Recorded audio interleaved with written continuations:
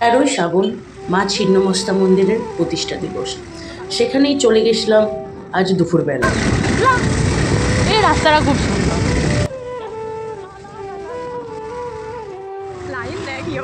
অবশেষে আমরা ছিন্নমস্তা মন্দিরের কাছে পৌঁছে যাই। বড় কন্টেন্ট ক্রিয়েটার হতে পারবো না, কিন্তু আমি বুঝতে পারছি আমি আস্তে আস্তে হচ্ছি, কারণ আমি সব ভিডিওতে একটাই জামা পরছি।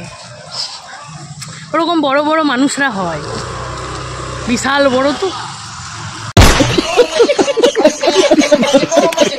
নিজের চুকলি নিজেই কেটে আমরা মন্দিরের দিকে এগিয়ে পড়লাম।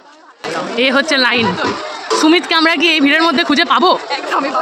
ঠিক এই পরিমাণ একটা লাইন আছে। কেজি হাই স্কুল সব নেমে পড়েছে। সুমিতকে মনে হয় না আমরা খুঁজে পাবো বলে। যাই হোক, যদি পাই তো অবশ্যই দেখাবো। ওই সুমিতকে আমরা খুঁজে পেয়েছি গাইস। সিআইডিতে খবর দিতে হবে না, এটা একটা বিশাল বড় ব্যাপার। সুমিত ওই রে। এটা ছিল ছেলেদের লাইন, এখান থেকে ছেলেরা প্রসাদ নিচ্ছিল। সুমিতকে খুঁজে, এই তো সুমিতকে আমরা দেখতে পেয়েছি।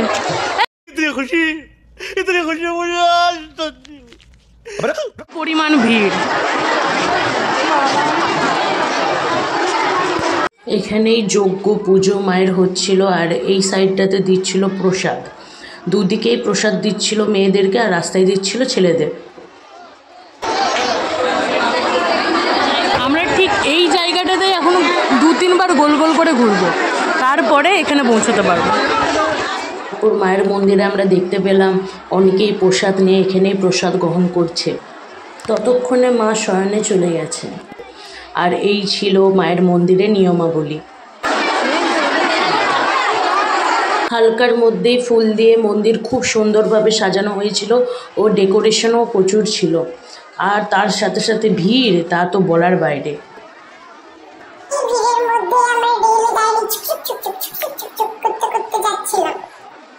আমরা এখনো লাইনে, প্রত্যেকবার কেন জানি না আমরা সবসময় লাইনে কেন আটকে পড়ি।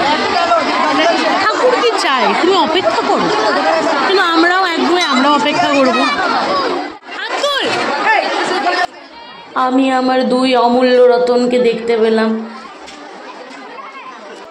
জুতা নিজের দায়িত্বে এখানে রাখুন, এটা একটা খুবই ইম্পর্টেন্ট জিনিস। গাছপালা দেখতে দেখতে আমরা এগিয়ে যাচ্ছি। মানতে হবে ভিড় হবে না, আজ মায়ের মন্দিরে প্রতিষ্ঠা দিবস বলে কথা। এই দাদাটা আমাদের অনেক কিছু বলল। এখনো পর্যন্ত কতজন প্রসাদ নিয়েছে তাও? মোটামুটি তো 3000 মতো, 3000 মতো। হ্যাঁ, নিচে 3000 পেরিয়ে গেছে একটা লাইনে। এরপর বাইরে লাইন আছে, বাইরের মধ্যে আছে লাইন।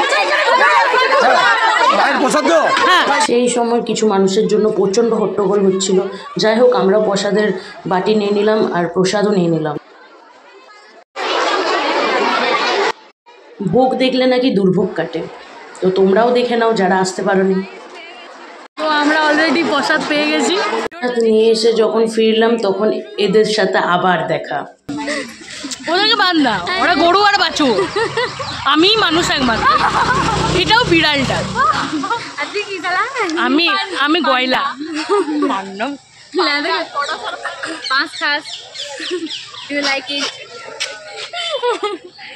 এই সত্যি কথা বলে দিই তো, বাঁশ খায়। এখন লাইন দিয়েছিলাম, এরপরে ঘর যাই। আবার পরের কোনো ব্লগে আমরা আসবো। পাশে থাকুন, সাথে থাকুন, কারণ মজা হবে পিপল, মজা হবে। কালি কালি বলো দূর হবে কাল জম যন্ত্রণা। কালি কালি বল রসনা, কালি কালি বল রসনা।